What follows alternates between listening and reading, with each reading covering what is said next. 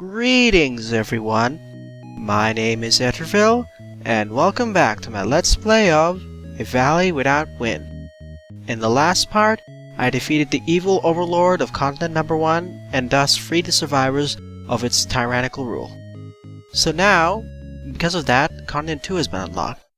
To go there, enter one of these ports, press E, and you'll be able to explore the world map, aka you can actually explore the ocean. Here I'm just trailing past the landmass of continent 1, and on the southeast side of the screen we can see there's continent number 2. This only appeared after the evil overlord was slain. Now, as I chose an easier difficulty setting, continent 2 actually adds quite a bit of new environments. One of the most obvious ones is the lava fields shown over here, and a bit more mountainous territory, so it's a little bit more challenging to take care of the overlord and his flunkies, the lieutenants. Just a survey of the land, we have these ice fields here, where one of the lieutenants is, there's the lava fields, ice, and the town is right in a grasslands region. It's a little bit hazardous. Also, if one of the ports is only accessible in the outskirts of the island, just press the warp to settlement button so you don't get stuck. This actually happened to me once and I was completely stumped. As I promised, I'm increasing the difficulty setting of the platforming. So I'm increasing it basically from the medium to I can get mistaken for a certain plumber difficulty. What this will do is basically increase the number of hazards, platform hazards, indestructible, destructible, as well as less platforms in the background. As you'll see in this video, it can have quite a bit of interesting effects on gameplay, especially on boss fights and some exploration, especially when you have to go to traverse through acid. Alright, just reviewing my directives and whatnot before going out. We have a new set of survivors on this island, so the old set still remain on the first island, and all the stockpile we had is lost, basically. When I say stockpile, I mean the Guardian Power Scrolls, not really the Epic Orbs, and etc, etc. Here I really want to replace my old Leafy Whip as it doesn't have a good enough DPM or DPS. And exchanging my enchants around because I'm not trying to kill the overlord. Usually when I try to go for overlord, I try to go for a more wear down approach. AKA I would just go for more health enchants, health in favor or not in favor of the mana and attack. But when I'm exploring, I focus more on the attack enchants, attack and mana, so I can kill my enemies more easily. Now, if you're playing as a modern day character, you can actually have up to 12 adding the stat gems, but there's still quite a bit of sacrifices involved in that versatility.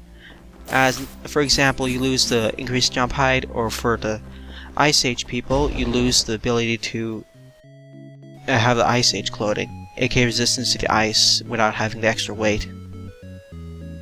So now I'm just trying to explore and find some new spell gem upgrades. I decided to visit this Scalable Jungle to upgrade my Plasma Bolt, and more importantly to get Adventurer Barracks. After all, in order to take on the evil overlord and decrease his level, I need to increase the expertise of the survivors. So time to explore this building. And here's a boss assassination mission. A group of bosses, where we have these giant bats and these green fairies from before. And they're as annoying as usual. What makes this even more annoying is that, because I increased the platforming difficulty, there are less platforms in the background you can jump on, so you have to manually do it.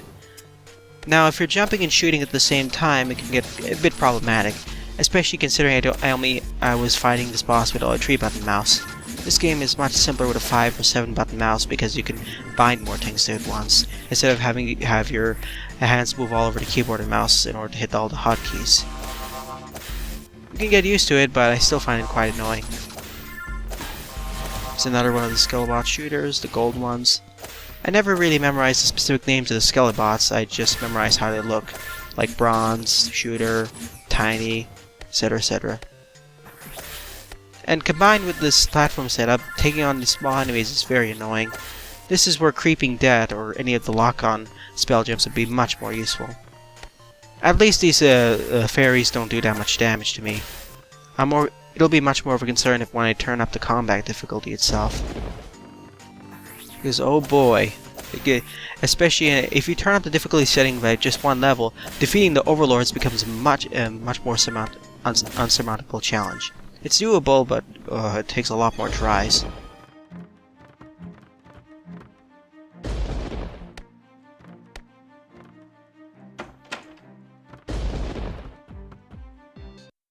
Alright, we got the Adventurer Barracks, as well as a better Plasma Bolt. Always keep your spell gems up to par, otherwise, as shown by the Overlord fight, you won't have that much of an advantage, and it'll take longer, and you have a higher chance of failure. Now let's get a Fireball spell.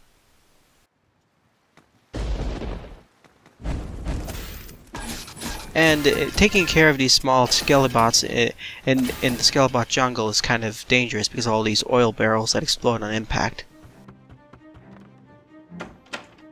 Alright, time for a stealth assassination.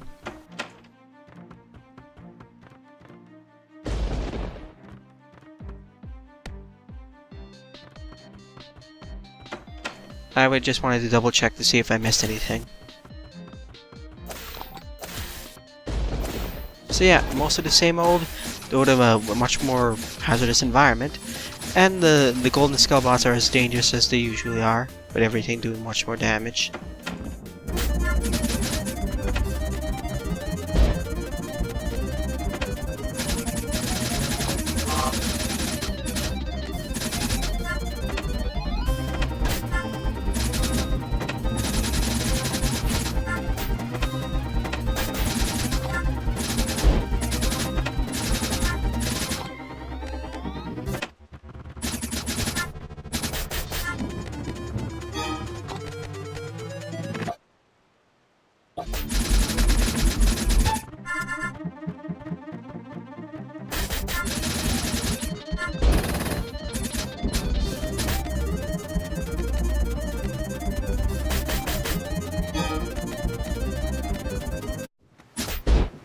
Alright, we just cleared the mission and got the Fireball spell, so now it's time to use my Adventurer Barracks to apply the Grounded Schooner, as well as the Adventurer Barracks. My apologies if I mixed up the two. This is where I wish I could actually transfer it from older islands, but I guess it's somewhat for balance purposes.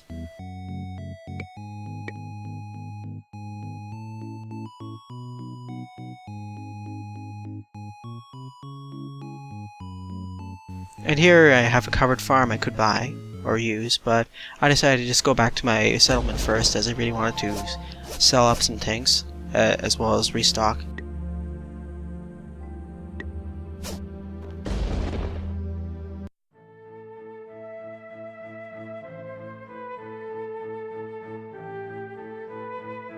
And here I decided to enter the shorelines.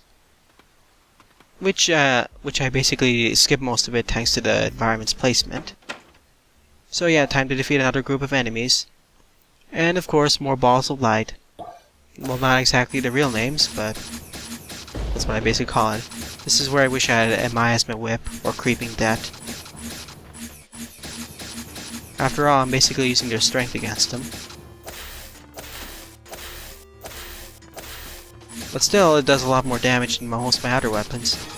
This is where I wish each of the elements actually had a whip type ability, or a sword type, where they would do a ton of damage but at very short range. Oh well, I guess it's for balance purposes, otherwise some people would just do a pure melee build of sorts. Though that would be very interesting to be able to play with. On this side is the rest. There it is.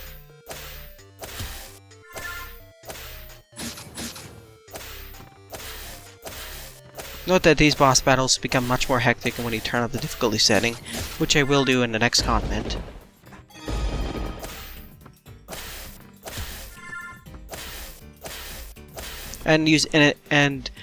Specifically, the destruction of those monster nests will become much more important when they restart respawning enemies faster. They do act like a nice health restore pack of sorts if you destroy them, especially useful during boss fights.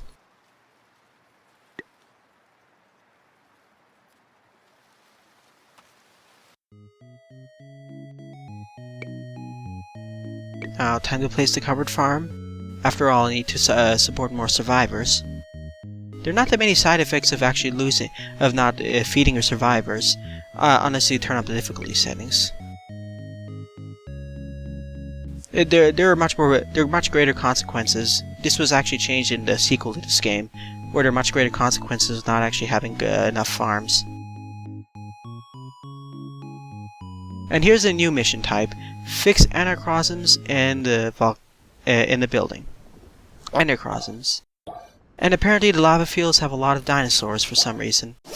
I understand the connotation of T-Rexes and fire, but personally I would assume that it would be more grass type. And of course, because I'm in a lava type environment, I need to wear a lava suit or be a Skelebot or one of the reptile species, otherwise I'll take constant damage. So it's similar to what would happen if I was in a snowy region and I wasn't playing as an Ice Age character, and I wasn't wearing a snowsuit.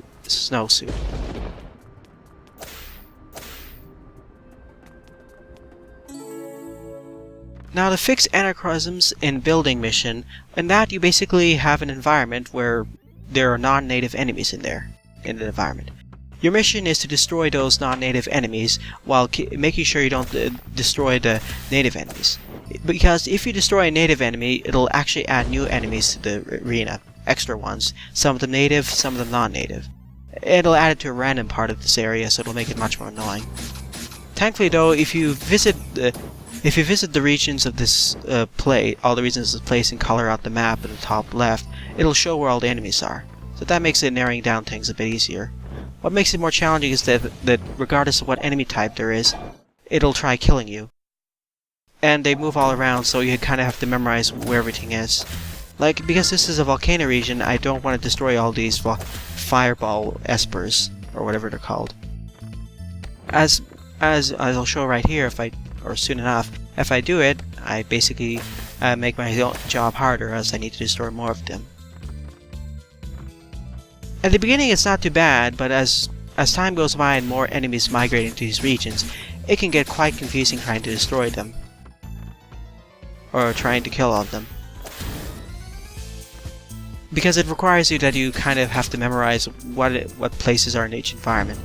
Well, you can do trial and error, which is somewhat suggested in this one, but if you want to do it faster, your best bet is to memorize which enemies are in which environments.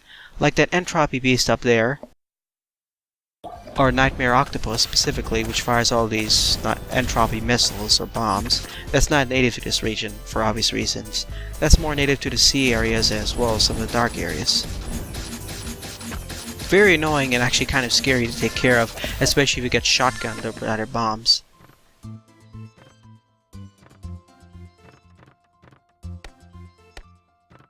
So yeah, in total it's kind of a mixture of memorization, trial and error, and filling out the map so you know where it is, process of elimination.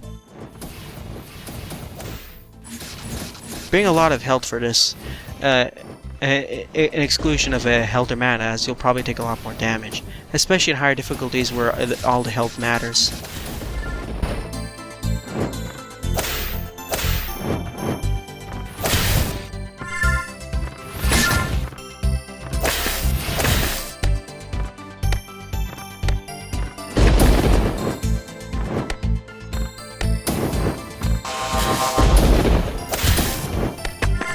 But oh, is it so satisfying when you find the last enemies and clear out the puzzle and get your reward.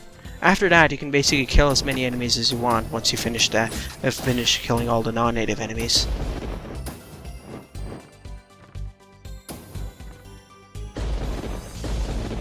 And this is really the hardest part, where you're trying to find where the last enemy is, which was the problem I was having.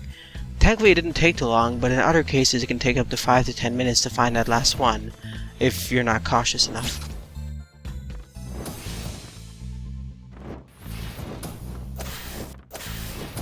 There it is. Now I can basically kill those enemies with impunity. As demonstrated here, just make sure not to be right in front of them as they explode. With that, we get the campfire, or fireball spell, and we can move on. Once I figure out where the exit is.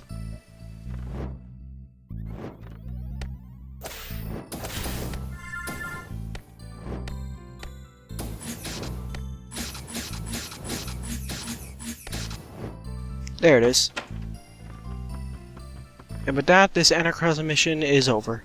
We'll be seeing, I'll be showing off a few other varieties when they come along. Some of them can be in caves, some of them can be outdoor.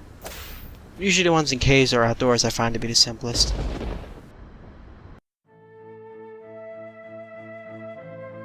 Or buildings as well, depending on how the area is constructed, as the building layouts can be kind of convoluted.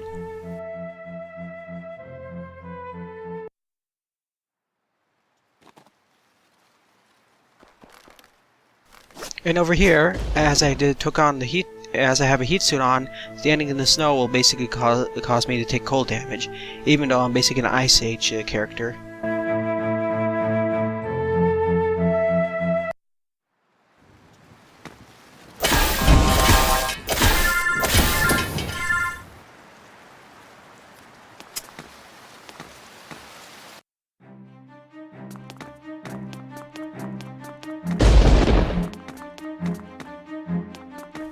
Another boss stealth mission, which I decided to abandon as I already find it to be good enough. For the rest of this part, well, near until the end, I decided to explore this region and to see what treasures it held. This won't be a formal exploration episode where there's not that much commentary, that'll be a bit later. I'll just be quickly exploring these regions and providing some commentary when it's necessary. And before I leave, the land speeder robots are still as dangerous as they were before with all their miasma missiles and whatnot. They can really easily quick shot you to death, especially in higher difficulty settings. But if I were to sum up the higher difficulty settings of combat, I'll just say everything becomes much more deadly. Anyways, I'll talk to you when I show a point of interest.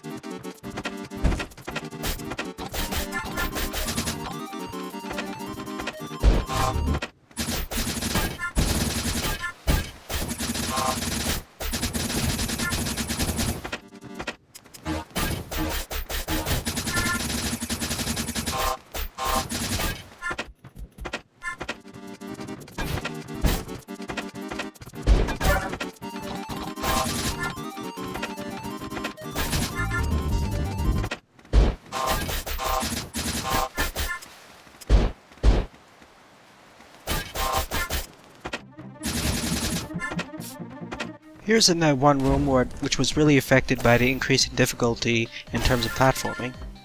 Before, there wouldn't be this much acid. Well, there would be, but there would be a few more platforms so you can get out. But in addition to that increased acid damage, or at least I think increased acid damage, there are now these basic spike traps here which can easily drain your health, as shown here, as I'm now in the red. And falling in is even more dangerous than usual.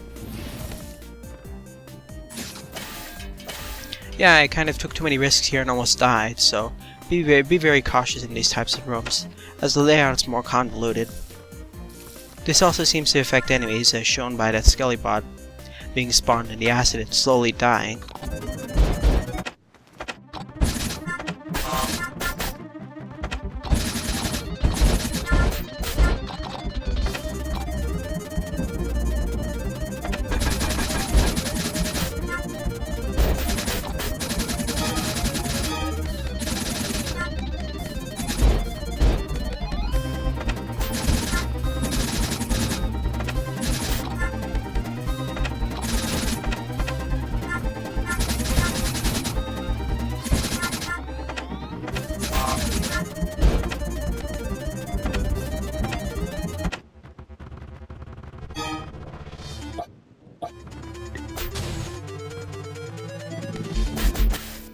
After defeating this boss, we get another recorder crystal from Leadsford. In this, it's talking about how Glyph Bearer was able to go into the winds and was not swallowed whole when he exited the settlement.